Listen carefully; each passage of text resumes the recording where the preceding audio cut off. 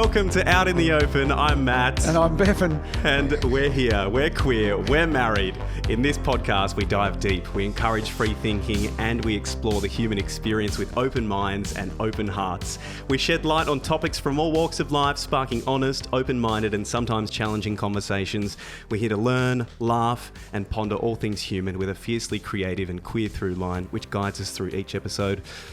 Now, Bevy, I've been eagerly anticipating this chat for a little while. Yes, you have. You've been talking about it a lot. I know. I've been following our guest today on Instagram for a few years, and I've saved so many of her reels for inspiration in my daily creative journey. And I just feel like the tidbits that you get on social media from our guest today are so helpful. She's a creativity coach and author of 2 books, a speaker, a podcaster with her husband, and a fierce creative advocate. Welcome to the podcast, Amie McNee. Thank you for having me, Matt and Bev. I'm so grateful. And as I said before, I am so grateful for your art. I know. As you said before, because I forgot to press record. Yeah. So here we are. You get to hear it twice. I'm very grateful. It's a great example that art and life is messy. It is so messy. I know. And I have so much space for the humanness in the creative process. So the fact that we have to record this twice, good. This is what art is about. It's about the mess. Thankfully, we caught it not too far in. We were only 2 or 3 minutes in. We are definitely all about the mess. Amie, why don't you kick us off by telling us a bit about your creative journey and how you came to be the voice that you are for creatives? Okay, so I am an author and I've wanted to tell stories for a very long time. And so I decided to take my creativity seriously. I am basically straight out after school. I was like, this is what I want to do. I want to tell stories. And so I went on this journey of what it felt like to take my art seriously. And it was it's literally 10 years to this month. In 2014, I decided I was so fucking lonely. I didn't check if I can swear in this podcast. Oh, yeah, you can swear. Definitely. Okay, yeah. I went on this journey. I committed to my creativity, but I was so lonely and I felt so isolated and I was going through so much. When you commit to your creativity, a lot of stuff comes up. You see a lot in yourself. You see a lot in the world. I was so rejected. I wasn't being seen in the way I wanted to be seen. I felt so silly and foolish for pursuing my creativity that I decided 10 years ago, I need a creative community and I couldn't find one. So I made one. And so I started my Instagram where I was like, I'm just going to talk about what it is like to commit to the arts, to commit to my little creative soul. And I'll just put it out there to see if it resonates with anybody. And it's very consistently, beautifully over the last 10 years, I've just had this incredible community grow of artists who are experiencing the exact same thing. I couldn't tell you how lonely I felt. And it's so bizarre to think that I could have thought I was alone now that I am in this community of thousands and thousands of artists who are going through such similar things. And so that's really where that kind of journey started, where I was like, we need to be together as we go through this because there is so much vulnerability when we share and make art. There is so much rejection when we share and make art. You feel so cringe, embarrassed when we do these brave things, and we need community as we do it. And so, yeah, I'm incredibly proud of myself for 10 years ago, Amie, for just deciding, if no one else has got a creative community, I'll just make it myself. Yeah. I love you telling yourself how proud you are of yourself. It's so important for that self-love. We have to as creatives. I'm so proud of myself and I love speaking that out loud. I'm so proud of myself. And I look back at Amie, who has endured a lot of different stuff on this journey, and some of it was really hard, and I'm just so indebted to her.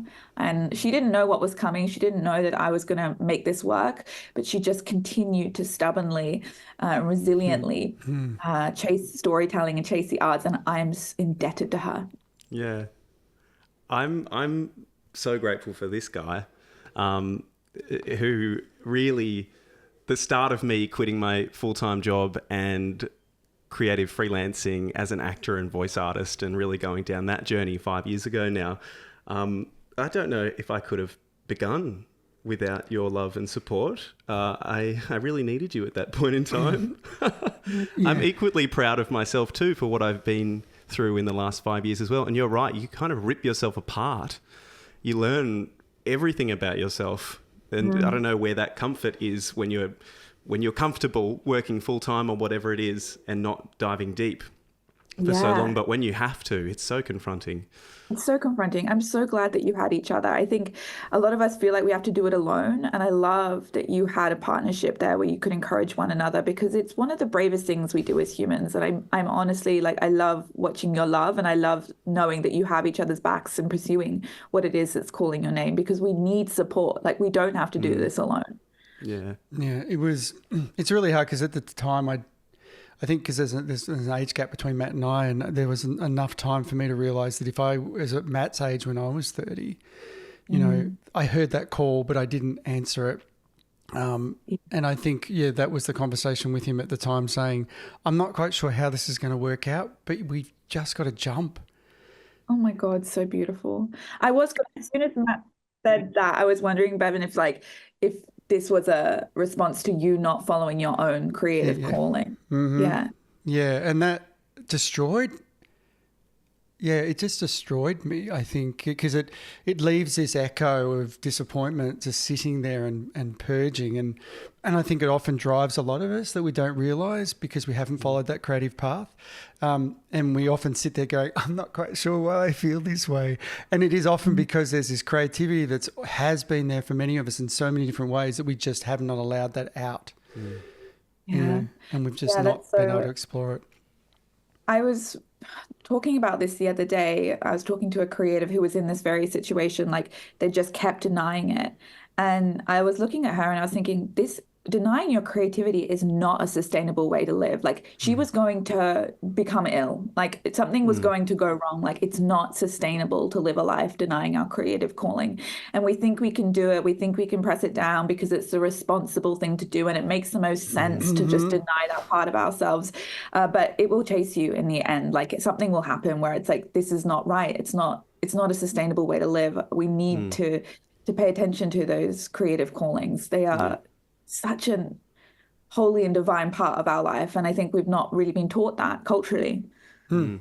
Yeah. And I think it was letting Matt letting him just leave work, and for me to take the road of where I'll do the provision part of it. I didn't even think that.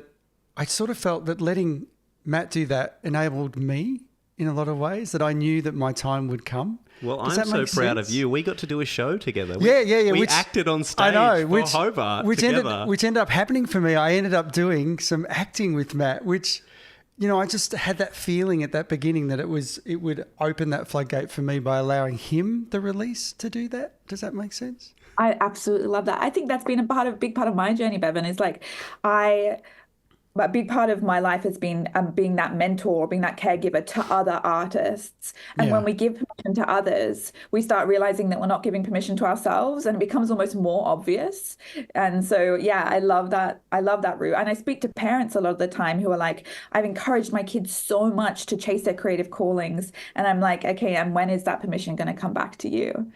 And it often does because it's so incongruous to encourage others, but to keep that encouragement from yourself.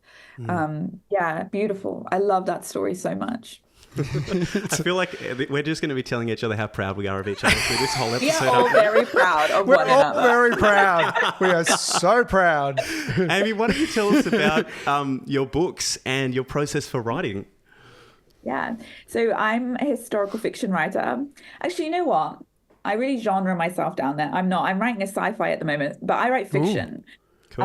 So my two books that are out at the moment are historical fiction, but I'm writing a sci-fi with my partner at the moment. I want to write a romance soon. I just want to tell stories, and I don't want to niche myself down. I love fiction. I love getting to escape into truth. I believe fiction is about truth, but through this lens of the imagination. And I really love telling stories in that way. And then throughout this journey, obviously, of chasing my fiction, I've also written a huge amount of nonfiction because I wanted to write about the creative process and I wanted to talk about what it is like to take our creativity seriously.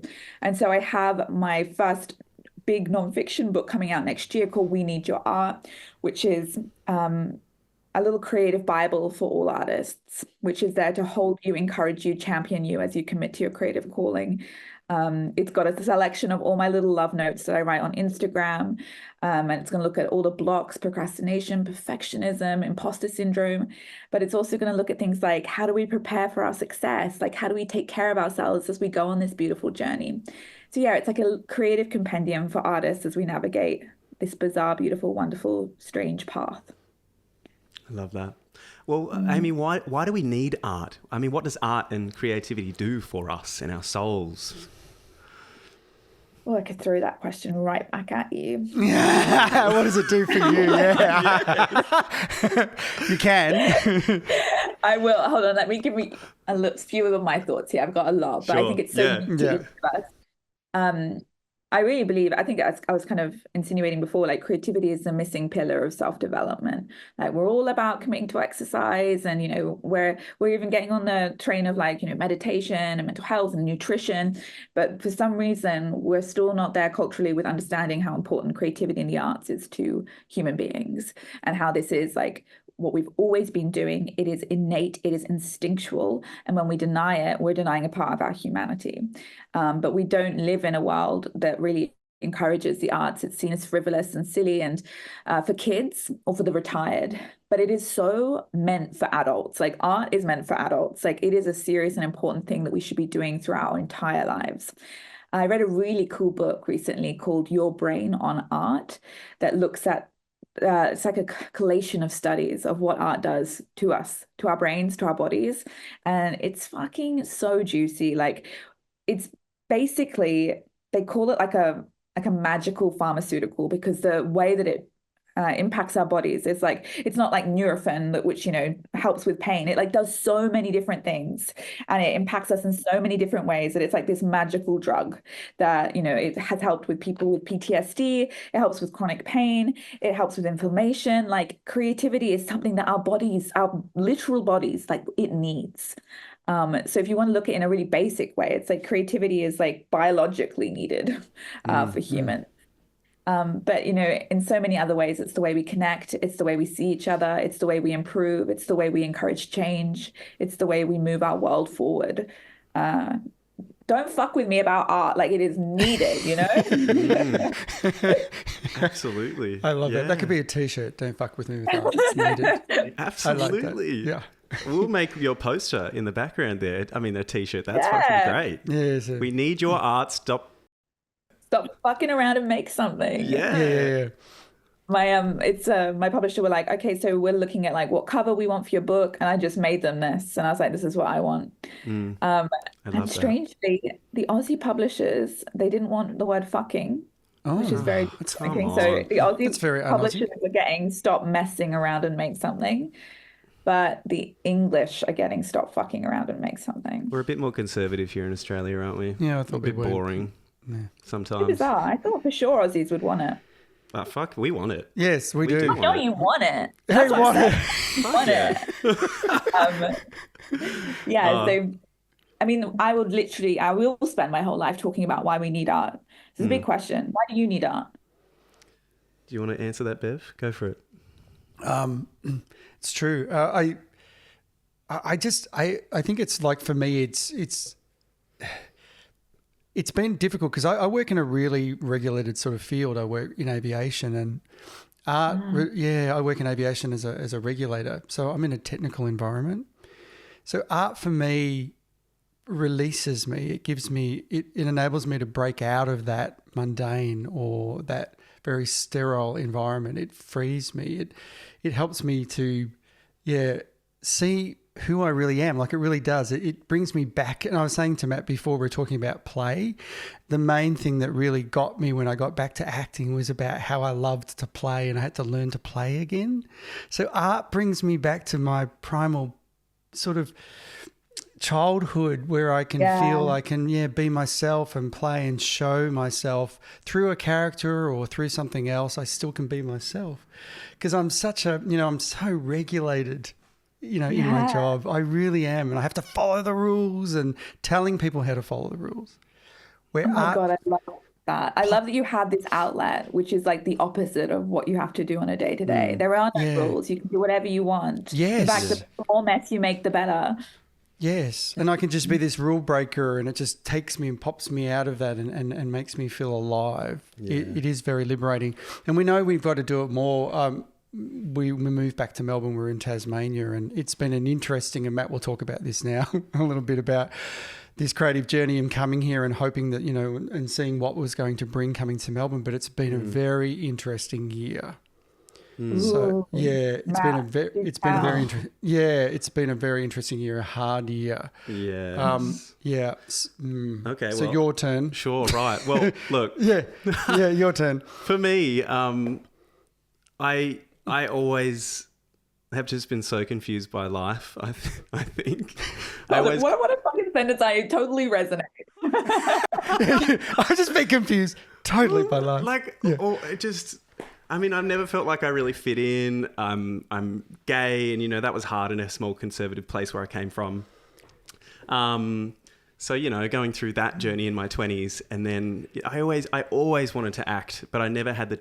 You know, I was always too insecure in school and whatnot, and it wasn't really until Bev came along that I was, you know, I had the chance to really go hard at it, and I thank my parents. I really thank my parents for a work ethic that I have, which also, you know, even with acting and anything creative, I have a work ethic, which ties in with my desire to just learn everything about myself and learn as much about life as I possibly can, I think. So when I first started doing this freelance work, you know, and doing all the study that I could and whatnot, it was amazing to learn how it made me feel, learning more about myself, and therefore being able to learn more about others and animal work and play, and like, why are we shamed for playing when we're adults as opposed to when we're kids and all that stuff? Like, we should never stop playing. Why is it okay when we're kids and when we're old, but when we're adults, it's like, oh, don't act like a child. Come on, act like kids, guys. Please do it. So I'm just so thankful for all of that study that I did and what it taught me about myself, and, you know, teaching me about what's real in life and what's not and what's fake, and look, it was a cool trajectory from 2020 when I first started, 2019 when I first started, which was, you know, terrible timing, but you know, COVID and all that gave some really good time for study and lots of work at home and just filming a bunch of shit at home and whatnot. We did some really cool plays. We were thankful in Tassie, Amy, we were in this bubble, a COVID-free bubble, right up until 2022. So we were doing shows. Oh, it's so good. I know. And 2022 was an amazing year. I did 2 professional shows and the show that we had done the year before together. We did a second season of that in Hobart. Guys, so amazing. Just the most amazing year creatively. And then we were like, let's just keep this trajectory going and move to Melbourne. We'll go to Melbourne. Yes. Never lived out of Tasmania That's our lights. Melbourne. We'll go to the Australian LA. Oh, totally. Yeah, totally. So we moved to Melbourne. Melbourne was hard. It has been hard. And we're going home to Tasmania in 8 weeks. Yeah, we are. We're going to go back. It's where our souls deserve to be, I think. I'm so proud of you both for doing that. I feel like that's, you know, people find it really hard to cut losses. And I love it when I see someone who just is like, nope, let's return. I think that's incredible. And I'm so excited for you to have that homecoming. Thanks. And I think you work out and you talk about the community. That's so important of how you felt. And I've watched this crumble at times, being alone and feeling alone as a creative. We had a good community and we have a lot of community there. And when you don't realize how good that is until you leave that community, right? So important because, and everyone, I mean, puts on a brave face and what's happening and I've got this happening and that happening, but inside everyone needs everyone to support each other. And that is what we're returning back to. And I'm excited for Matt to have that again. And for you. And for me. More opportunity creative for you down there too. And for me. Yes. If my work let me go back, that's a message to my work, let me go back. Yeah, we're putting it out there. I need to go. Amazing. I think we can get very attached to like the idea that place will be like where like we want to go to LA or we need to go to New York. Like I'm a writer, I should be in New York.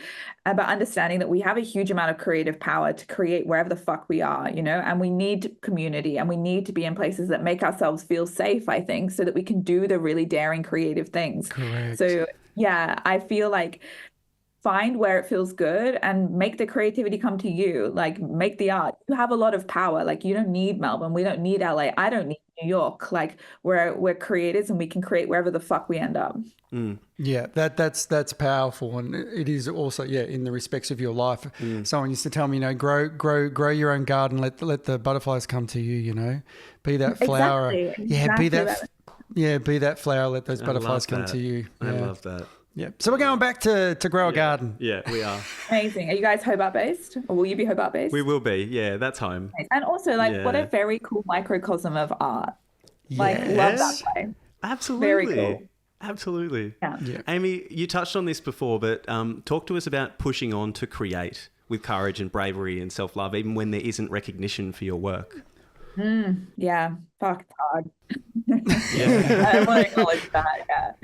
Yeah. Creating, if you're an artist who wants to connect, and a lot of us are, like some of us do just want to have a private practice, but I think most of us want to be seen in some way. And I'm really trying to reclaim this idea. Like I make art for the attention. And I feel like that's very taboo. But I want to be witnessed in my art. Like when I write, like of course it fucking delights me and it's a process that I would do if no one saw me, but I'm writing to connect with the audience. Like I want someone else to be like, oh my God, yeah, like I loved that, or I see myself in that. Like, and I want artists to feel comfortable knowing that it's okay to want attention from their creativity. It's a very human thing to want to connect. When we create, it is to connect.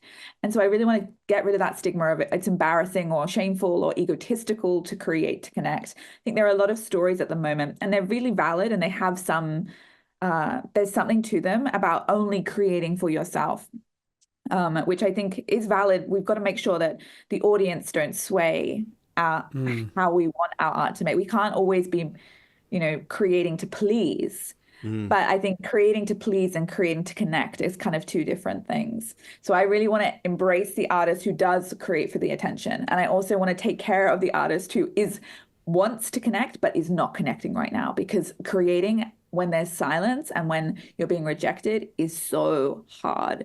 And the first thing I would always do when anyone comes to me and says, I just hate creating before the success. It's like, oh my God, it's hard. Like you want to be seen. And I so understand that. Like I so understand that. And it's okay that it's tricky. So I think I've already kind of touched on this, but I remind creatives who are creating in the silence that like I owe everything to Amie, who was writing with no audience. And I was, you know, hundreds and hundreds of rejection letters from publishers. I was getting nothing online. I was like, every day I was like, I felt like I was stripping naked and being like, see me, like I'm giving you something, look at me. And no one was looking at me. And I felt like nothing was happening. And I was, you know, I was in debt. I was like, everyone thought I was in so much like strife because I wasn't following the normal career trajectories and everyone was very worried about me. And every day I was pursuing the arts and it was so hard and I thought nothing was happening. I thought there was no progress being made, but I owe everything to her. And I think having that vision of like a future version of yourself who has found maybe an audience or who is connecting, like they owe everything to you, showing up each day in small ways and continuing to back yourself even when no one else is backing you. There is something so difficult but incredibly beautiful about backing yourself when no one else backs you. Like to be your own first fan is the most powerful thing I think I've ever done in my own life. Oh, yes. I picked myself before anyone picked me. And I'm so glad it happened in that order. Like I had a book be taken to auction when I was very much at the beginning of this journey and it was dropped. And I think about if it had been picked up when I hadn't chosen myself, like I was just waiting for someone to pick me. Like if it had been taken and it had been put out there, like my journey would have been much harder, I think in a funny way, because I would have been always looking for someone else to pick me. But instead I got to pick myself first. And I think that's the job of the artist navigating the silence. It's like time to be your number one fucking fan. Yeah. But it's hard. It's fucking hard. And I just want to acknowledge that too. Yeah, it Yeah. is. Yeah, as partners to creatives, it's at times really difficult watching it. It's really hard, and I just want to, it's terrible, and I just want to go, do you want more chocolate? Do you Tell need me more more. hugs? What's it like? Do you need more hugs? I want to know. What can I? Well, you do. You just want to rescue you. You just want to take you. Painful. And then the temptation when you go, maybe I'll just get a full-time job, and maybe I'll just do this, and I you know what I say to you? I just go, no. I know how you feel, but we've just got to hold this together. It's really difficult. There is temptation. I think they're so true to say that you have to pick yourself first, because I pick you every time. I know, and we back you every time. And I say to you, I know I say maybe it's for me, it's easier where I just go blindly in going, I believe in you. Like, I just know this, but I know it. And I think as partners, we do get this amazing glimpse into the future, and I can't get rid of it, Amie. I can't not see that. So beautiful. I cannot not see it. And like, it's, does that resonate? You just... Oh my God, I wish I had James here. My partner we've been together since we were 16, so he's really seen a lot. And, I was very depressed for a very long time in my creative journey, because I hated myself. I thought I was the biggest fucking loser. I was like, why am I doing this? And like, I was in so much debt, and I was like asking my parents for money, and I was like, why is this so bad? And James just had this, exactly like what you said, Bevan, this like unrelenting belief in me. It's so beautiful. And James is now an author himself, and I know that he is brilliant, and I know he will find his audience. And like, I love that I can now return that for him. But it is so beautiful to have a partner who sees it, and to get to rely on it when we feel like, fucking hell, what am I doing? Oh my God, absolutely. But that, I think when we look at creatives in partnerships, like, we need that, like, Bevan, that's so beautiful. And I really resonate, like, this unrelenting knowledge that you have something incredibly special, and it's just so beautiful. I love that. Love your love. Love him. Thanks. I love you, babe, so much. Because I know it's all bigger than us. Art it's all bigger than us. It's all bigger than us. And I just get excited about that. And sometimes, I've always been the dreamer, as a kid and whatever, but I'm proud to be that. I'm proud to just whimsically go along and just go, yes, it's, I just want this all to happen, and I won't stop dreaming, and I won't stop hoping. And, I can't, and I think that I just won't let it happen. But it doesn't mean that in the midst of it all, it's shit at times. Yeah, it is. It's so hard. Shit. It's so hard. Yeah, it really is. You really want, so many times wanting to just give up, but many times wanting to give up, but at the same time, I've never stopped thinking that there's literally nothing else I could imagine doing. Same. I resonate with that so much. It's like, everything was going so wrong, and I was like, well, I guess I just have to keep living a shitty life, because I'm not going to try. That's right. It's shit life for me. Amie, what do you do in the stillness? How do you come back to presence in a world with like endless distractions and our phone and whatnot and scrolling and blah, blah, blah, and come back to a space where you can write? I'm very romantic about my life. I romanticize everything. And I'm a huge dreamer. I'm very delusional, but I'm like just annoyingly practical about my creativity. So I don't romance my writing at all. I do, like, when I'm writing, I mean, I write like, bisexual erotica. Like, I'll romance the fuck out of that. But the process is incredibly practical. So I have my session every morning. I just sit down, I write a load of shit. If it's shit, it's shit. Like, if it's not, great. I have a minimum word limit of 500, so I just have to write 500 words a day. If I've done that, I'm a fucking winner. I never write more than that. I never write more than that. I also have like a bare maximum where it's like, don't write more than 1,000 words, because then I don't want to burn out. But I never. I always just hit my 500 words and I go. And that to me is like, that's how I do it. You know, I record myself as I do it. So my phone's out of reach. And I just, I'm taking this seriously. This is my life. So I wake up, I journal, and I write my books. And I can romanticize everything else in my life. But for me, it's a very pragmatic process for my novel writing.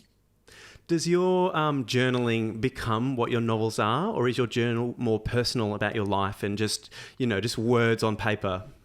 Yeah, my journaling is actually, I can't believe I haven't really mentioned it before. My journaling is really why I feel I am at the space I am today. It's where I tell myself the stories I need to hear, and I listen to the stories that aren't so useful.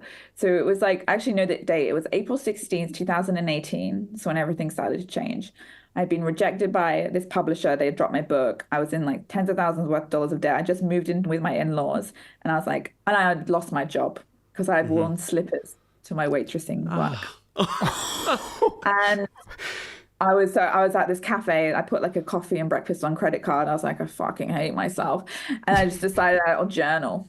And I have not stopped journaling, not for a single day. I have not missed a journaling session. It's like 2,000 days in a row or something. Wow. That's amazing. And I just wrote the stories in my head. And at first they were like, you're a fucking piece of shit. Like, why do you think you can do this? You're delusional. You're foolish. Everyone else has a real job. What's wrong with you? And very slowly over time, I was like, I can't speak to myself in this way. And so even though I always let those voices onto the page because I want to understand my fears and I want to understand the narratives that are keeping me small, I always end my journaling session with the narratives that I want in my life. And that's why I can say things like, I'm so fucking proud of myself, because I say it to myself every day in my journal. I believe in you. You are here to create. You are here to make huge impact. I see you. I'm so proud of you. Go slowly today. And these are the words that I put every single day in my journal. I'm just looking right now at my journal, but I journaled just before I got here, and I said, trust, you are so fucking capable. Every day, that's how I speak to myself. And my internal space, it's a fucking delight now. Sometimes I still say whack stuff to myself, but I'm very quick to be able to pick it up and say, babe, that's not fair. That's not fair. Be kind. And I've done that through journaling.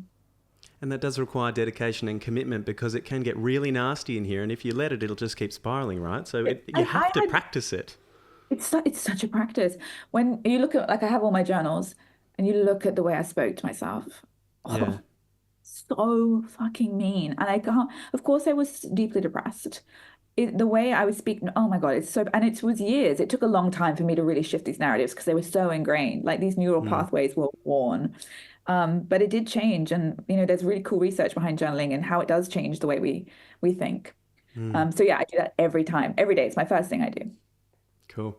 There's a book called The Artist's Way, and I'm sure that's where I started. Yes, I've got that book too, and that was where I started journaling too. I'm not an everyday. I'd like to get back to journaling every day. I go through spurts when I'm like, I'll journal every day for a while and then I'll stop. But no, I love that. I don't know that you need to journal every day. I have. Yeah, it's amazing. Yeah. I'd love to talk about you starting to put yourself out there, Amie, for people to find you and discover you. Because I think maybe in the past I've seen you talk about promoting, quote unquote shitty art too, but just unashamedly putting yourself out there. And this was one of the first things I saw from you a couple of years ago, was even starting an Instagram page completely anonymously so that you can put yourself unashamedly into the world without anyone knowing about it, right? Talk to us about that. Yeah. So again, 10 years ago, maybe to the day, September 2014, I was like, I do want to create community and I want to be a writer. I want to be seen and known as a writer, but I wasn't going to do it if people I knew watched me. And I knew that. And so instead of saying, well, fine, I'll just give up, I was like, well, maybe I can make a space for myself where I can become who it is I want to become. And so I spent hours blocking every fucking person I could think of. And I was like, that guy from high school. No, I went to a huge school. There were like 400 kids in my year. And I'm like typing in each of their names, being like, block, block, block. I wanted safety. I wanted space. Yeah. And my partner was blocked. Like, everyone was blocked. I wanted to feel entirely safe to do something really brave. And we deserve those spaces. Yeah, A lot of people absolutely. are like, oh, just do it, just be, I should have been more brave. I should have just taken up space in front of other people. Give yourself the grace you need. Like, not everything has to be super duper hard. And so for me, that was an incredible permission slip for me. And now no one's blocked apart from my occasional troll. But I now feel, like I flourished in that space. And yeah, so give yourself the environments that you need to do brave stuff. We don't always need to choose the hardest path. Like, if you can find a shortcut that's going to make your life a little bit easier as you do crazy brave things, do it. If you need a pseudonym, if you need a pen name, if you need to block people, if you need to not tell people about certain things, like, do it. Do what makes you feel safe so that you can be brave.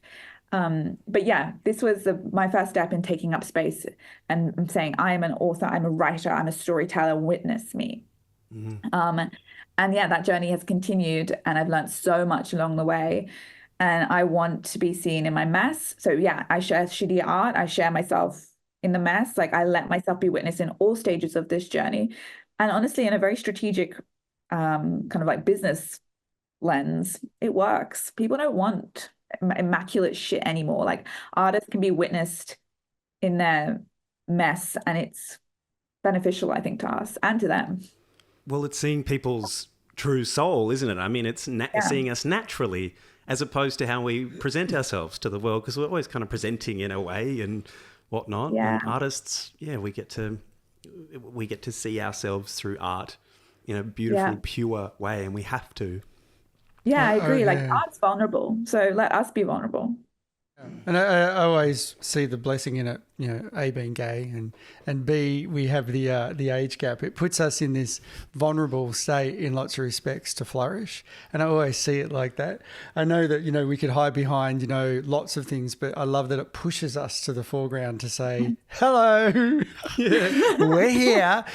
Yes, I'm 55 and Maddie's 32. And it's beautiful, and I love that brings out conversation. Sure, you can have a lot of things back, and we do certain things to protect ourselves, and I love that. I'm not ashamed that sometimes we've done that to protect ourselves, because you have to be in a safe space to flourish at times, and for even our relationship, you've got to be in a safe place and to do that. But ultimately, it's beautiful once you can come out of that and feel comfortable to do so. So, and we don't always show all sides of ourselves, all the time. It is hard. Yeah, it's hard. Oh, and first of all, I love that, and I'm so grateful that we get to witness you.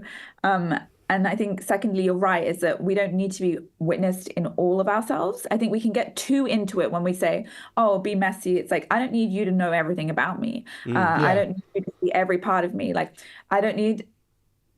Seth Godin makes a distinction between this obsession with being authentic, like, oh, it's like I'm being authentic online, with being generous online. I think I like that lens a lot more. It's like, I'm generous with how I let myself be seen. Like, you can see me in my mess, you can see me in these perspectives, but that doesn't mean I'm always going to be like, you're not always seeing every part of me. And I think artists get very, protect yourself in the ways. You don't always have to be visible. You don't have to give them everything. You don't owe them everything. Make sure that you have a lot left for yourself.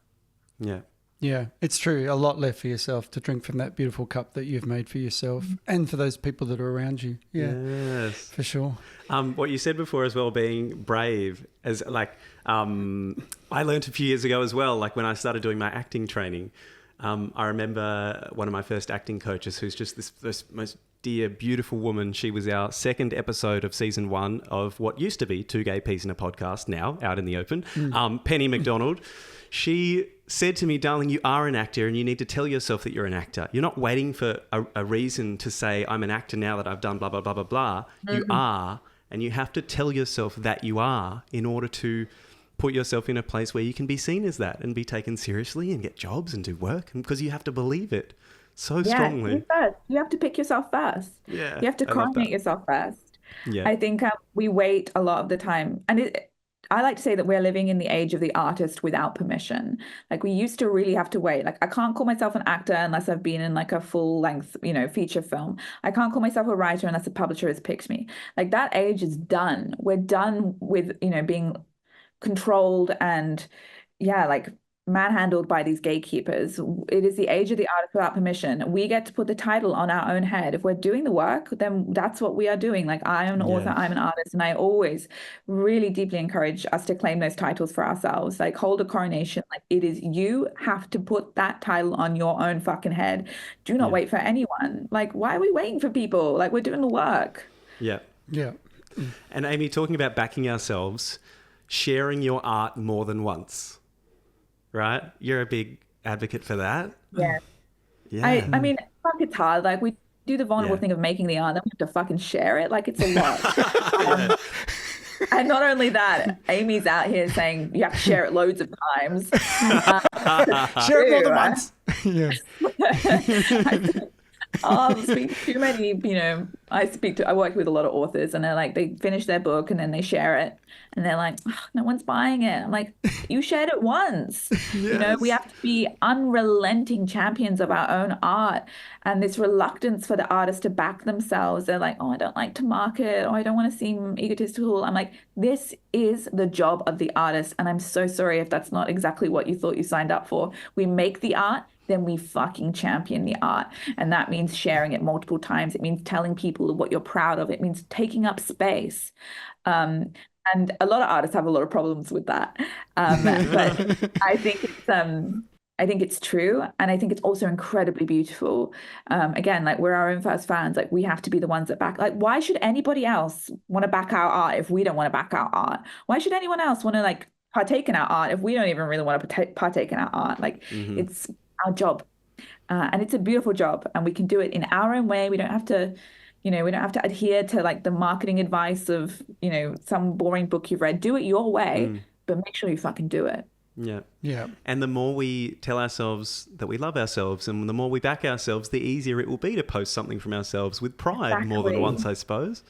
Exactly. I think artists we come from a lineage of needing to be humble and self-deprecating, and it's like, fuck that, it's over, it's done, that era is done. Like, let's back ourselves, let's get used to, even if we don't fully believe it, saying, oh, I'm a really good at writing, I'm a really fucking good actor, I have something to give that no one else can give. Like, just practice the words, see how they feel, get used to them, because the artist's job is to champion ourselves, and we need to get really good at it. Yeah. And the world needs art more and more and more. Exactly. It's generous. Yeah. Like, I think we think it's a selfish thing to promote ourselves in this way, but it's deeply generous. The world needs what you have to give, and the way you're hoarding it or being shy about it, it's not, like, cute, it's selfish. It's so cute. I love that. It's not cute, it's selfish. Oh, sorry, yeah. Stop being so selfish.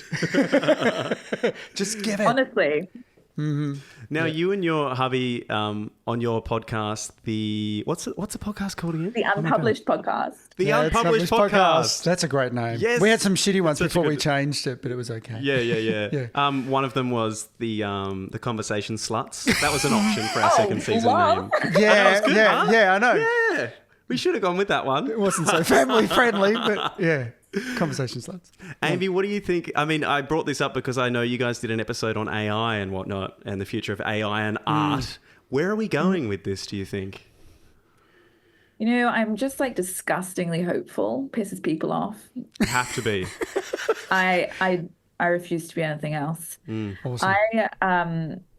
I want to build a world, and I want us as artists to start building a world where we can use AI to support us in whatever way we need, but that we become obsessed with the humanness of art. The whole point of art is that it's human. We love getting to connect with each other. And I kind of want us I want humanity to draw a line in the sand and say, you know what, this actually isn't the point. Like, I want human art. And I want an obsession. Like, I want us to become fucking obsessed with the idea that a person made that and they infused themselves in it. And that's why I want to partake in it. And I really think that this is, AI has so many as creatives as well in the process. But I don't know that we're going to really take the idea of reading books and watching, stories written by AI. Like, what's the point of that? It's not really what we're doing when we interact with art. And so I have a lot of hope that even though there's a lot of fear and there are real issues that we need to legislate against, but I also have a hope that there's going to be us being like, this is actually not what we wanted in the first place. Yeah. Just kind of like a natural rejection of AI art coming at us. Yeah. Yeah. Yeah, and maybe that means we do have to have the unfortunate phase of where it's like, okay, we're trying it out. Like this book's written by AI, let's read it because it's interesting, because it's a Sure. new concept. But for then us to be like, no, that's not actually what I read books. Yeah. Yeah. Yeah. But it is fascinating because there are elements that will be helpful Yeah, in I my, use you it. know. Yeah. I use ChatGPT with, I guess, so I'm writing sci-fi, and I am not as acquainted with sci-fi as other genres. So sometimes I'll be like, if a ship is flying through space and it sees an asteroid, like how far away does it have to be before it's a problem? And I'll just ask ChatGPT, like shit like that. And it has been really Sure. useful, like a super Google. So I use it for my weird like author Googlings. And that's been, a great tool for me. Yeah. We've also used an AI product to read our books out loud so that we can go through the last edit and listen to the book. That's cool. Very cool. And I don't want my audiobooks to be read by fucking AI. No I want way. to listen to them and read it. But like I was never gonna, this was a very useful process for us, like listening to our book. So yeah, I think it's going to be interesting, but I have hope that we are obsessed with human art. Yeah. Yeah. Speaking of audiobooks, I did start listening, I think, to your second book. Regrettably, I'm And- about to cause trouble. That one, Amy voices her own audiobooks, Love it. which is fantastic. I absolutely love it. I'm only like a third of the way through, I have to admit. I did have a goal of listening to the whole thing before this podcast, but I'm chaotic in life as it is, and I haven't finished it yet. I love it. Fine. Oh, I love chaos. I'm so super chaotic. Yeah. Matt, thank you. If I wasn't a writer, I think I'd be a full-time audio book reader. I love it so much. I love So cool. reading. And yeah, getting to read my own book out loud, fantastic. The best. Love. It's so good listening to a book from the author themselves because Yeah. you wrote every word, so you give it you speak it with you can really understand and comprehend everything really Thank clearly rather than you. just a voiceover artist. So Thank you. Yeah, I fucking loved it. yeah. And where can people listen to your books? Amazon? Yeah, you can. Yeah, you can get my books basically anywhere. You can just Google Amie McNee, you'll find them. Regrettably, I'm about to cause trouble. About witches. It's got two great lesbian witches, a good cat. Yeah, there's some England 16th century cozy. Yeah. Love it. But yeah, you'll find it. I love that. My first show in Melbourne this year, I played a 15th century male prostitute. So like diving into that really gritty London that era, medieval era, was I fascinating. love it. That's my favorite era. I had 3 months of, what was his name? What are you talking about? He was all right. Oh, He was a good little lovely. kid. Yeah, He was a lovely. good kid, but he was just brought up in bad circumstances, really. I That's love about it. it. That's my favorite. That's my favorite of the eras. And my degree it specialized in medieval sex work. So very about whatever. Oh my free that God. was. Well, if I ever need to play that character again, I know where Yeah, to come. please come. Let's have a chat. Yeah. Well, the opening scene was Matt over a table. Yes. Oh, lovely, Matt. Look, it was yes. a buddy of mine who was helping me be prepared for my first client of the evening, essentially. For 10 minutes. And we for were just 10 having minutes. a whole conversation while that was very happening. Amy. This is very Amy. Yeah. And my cousins were in the front row. It was great. Oh, perfect. And the front row is like perfect. this far away. Oh my God, so it was hilarious. like, Yeah, it they're was like, great. we grew up in the 70s, we'll be fine. I was like, yeah, you will. Oh my God. Everyone will just be obsessed with your hair, though. Oh yeah, it was this big, dirty wig. Yeah. You're really selling this. Yeah. Sounds really good. I'll send you a clip, Amy. Grab a cuppa and a bicky Yeah. when it comes Please do. online. Cuppa and a bicky when it comes online. Sit down and have a put those slippers on that you weren't supposed to wear. Yeah. Oh yeah, thank you. What the perfect evening. No, it's a perfect evening. Now, Amy, I have got a few questions here from some incredible fellow creatives in our lives. We love them all. First of all is from my auntie, Melinda Britton, and she's also a creative teacher in Tasmania. She's the most beautiful person. I love her so much. I'm going to write it exactly as she's written it. How do you reconcile the tension between paying your bills and writing, the time it takes to write and research, how to do all the things, getting published, promoting yourself, etc.? you need to pay the bills, so you need a job that pays, but then that drains your energy and takes all your time. Auntie Melinda, she's on something there. It's hard. It really is hard. I think there are a lot of answers here, which I think people are like, oh, there's got to be one answer, but there's so many answers because we're all so different and we all have capacities for different things. So I know so many writers who would just way prefer to have a job and then write on the side because it just gives them so much more freedom around their writing and the pressure that they put on their writing. And a lot of people just don't enjoy the risk of giving it all up and just going in for one thing. I love the risk of doing that. And I had such an intolerance for any sort of work that didn't delight me that I had to quit my jobs and just go all in. But it isn't for everyone. And I think having a different income can provide a lot of freedom as you build up income from writing, particularly. Because it can take time to like really build, like, having a collection of different books, especially if you self-publish, like having a lot of them, you can really start building an income without having it have any of them go bestseller. But, writing a load of books takes a long time. So building up that like backlog, can take years. So having a job on the side of that can be really supportive of doing something like that. For me, it was realizing that I don't need to get money just through my book sales. And so I have all these different like tendrils of my business now that support me as an author. And, some of it's my ebooks that I sell on my website. Some of it's my fiction that I have on Amazon. Some of it's me talking about writing. And it's like this kind of like writing adjacent field of financial income, which has really supported me, and having multiple different income streams has allowed me to do what I love to do. But my ego at the beginning was like, no, I only want to get it from a publishing house and I only want to get it from writing fiction books. And I was very narrow-minded. But when I opened my mind up to all the other things that I would love and delight in doing, I was able to make myself much more financially stable. And yeah, it takes time. And I think it takes a lot of grit and it takes a lot of fucking up, which is very unfortunate. A lot of failure. But if this is something you want to do, then I know that there's never been a better time to make money as an author than it is right now. We don't need permission. We don't need gatekeepers. Self-publishing is a almost terrifyingly exciting place to be. Like, it is shifting. Like, I think some of the best-selling authors of all time right now were all self-published. Like, it's very exciting. So there are ways to do this, and I want people to feel very hopeful about it. Yeah.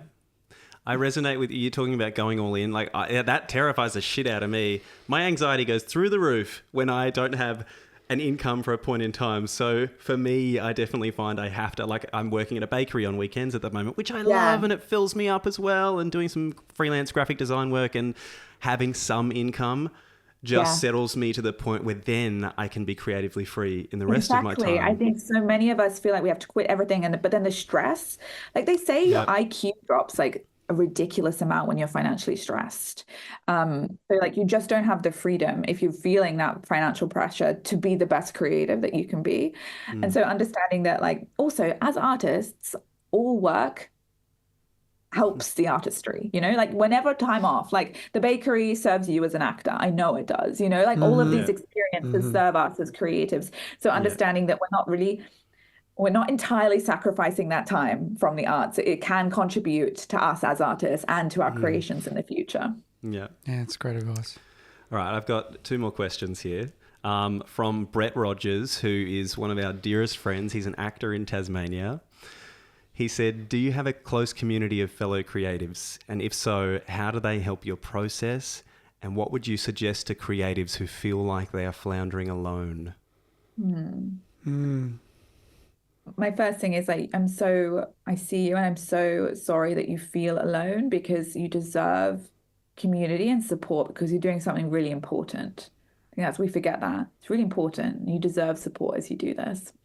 I've actually really struggled with my own like in-person, intimate, like kind of creative community my whole life. Since moving to England the last year, we have found ourselves in this like pretty fucking fantastic creative village. And I've slowly been building connections with a few actors here. We also have this like world famous baker. She's like 21 years old. She like started a bakery when she's 16, and she's like fucking fantastic. So we have drinks with her, and we have drinks with her dad, who's a poet and a writer. Jeremy Irons, the actor, lives down the road. Like, haven't connected with him, but he lives literally just down there. So sometimes he looks at me sometimes. I'm like, what? Brilliant. So yeah, I feel very grateful to be in a very creative village. And I want more in-person creative relationships in my life. I'm also fucking lucky, as you two are, to have a partner who's an artist and who supports me. We support each other through that. I don't know if I could have done it without James. Yeah. Yeah, that's great. And this is from another gorgeous dear friend, Alex Patricios. We were singing together last week. She's a singer. She's also a writer, an incredibly creative soul. She has asked here, it's got a few words here for you on this one. How do you view the impact of internalized capitalism on the creative life? Do you think it could be a risk to meaningful art making, and what practical steps can keep it at bay? Or is it actually a good thing to think of artistic success as being linked to money making because that's how the world works currently, and, profit can fund ongoing practice? I have such a juicy reply to this. It's controversial, but Yeah, go. I don't think selling your art is capitalism. I think that especially when we're looking at like smaller artisans, like when you buy a painting of mine, like we've been doing that sort of trade for centuries. Like when we kind of take away a lot of like when we put Amazon in the picture, yeah, it looks a lot more capitalist. But I think when we're really looking at like person to person, someone comes to pay to watch your show, or someone, buys my book off of my website, we're looking at a really transactional like economic situation that's happened for so much longer than capitalism has been around. Like it's just a trade of what you value, and that's a really beautiful thing that isn't tainted, that it's not gross. I speak to so many artists who are like, capitalism is tainting and making my art disgusting, and there is a conversation to be had there, because I think money's a very complicated topic, especially for creatives, and this could be an incredibly long conversation. But I want to invite people to consider the idea that maybe this transaction of I give you art and you give me money is not as dirty as we think it is. And I actually think it's anti-capitalist, but that's a whole other podcast, boys. It is. Well, I mean, the unpublished podcast, we can go and listen to a whole episode on that, because I would really love to hear more about that. Yeah, James, my partner, is he's an economic historian, so he normally takes over from me at this point because he's got all the good words. So yeah, it is. I think I really want to retell this story for artists, because too many of them are almost like martyring themselves in the name of anti-cap. Like they don't want to participate in the capitalist system, so they don't sell their art. And yeah, I got a problem with that. Okay. Fair call.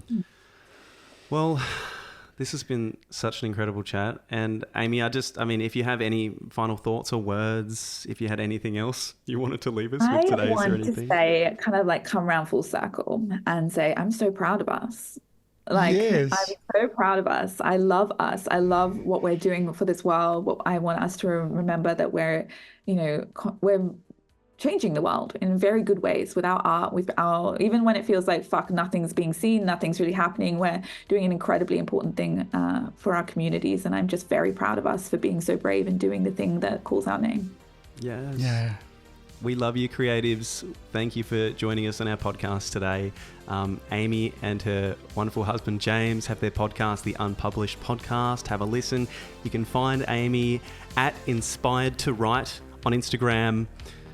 Look her up on YouTube, amiemcnee.com as well, so we can find her wonderful books. Amie, it has been such a pleasure to talk to you today. Thank you. It's been a beautiful moment. I'm so grateful for you both. Thank you. We're grateful for you. Yeah. Thank you. Thanks, Amie. Look, we will be back next month, 4 weeks or so. We're aiming for the first Sunday of each month for our potty art. Thank you for joining us, guys. Find us Out Open Pod. We'll see you soon. Bye. Bye.